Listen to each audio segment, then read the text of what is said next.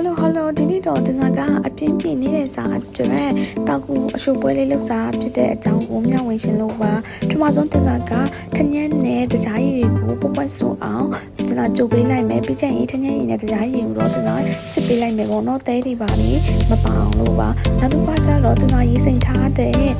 တောက်ကူစီလေးတွေရဲ့ပြီးရင်ပြုတ်ထားတဲ့ကစုံဦးလေးတွေကိုကျွန်တော်ပုတ်ပွက်ဆိုနေတဲ့ထညက်ရည်နဲ့